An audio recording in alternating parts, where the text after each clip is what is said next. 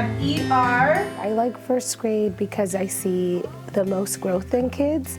When we get them, they are just beginning to know their letters and read CVC words, but by the end of the year, they're making a huge jump where they need to be. So I really love seeing them bloom. She's the best because she always makes math and every subject really fun. Because she is fun. She's fun. And I like superheroes and she likes superheroes too. We get to do fun stuff. She teaches us very good things and I think she should do lots of good teaching and she's always the best teacher ever. What makes my class different?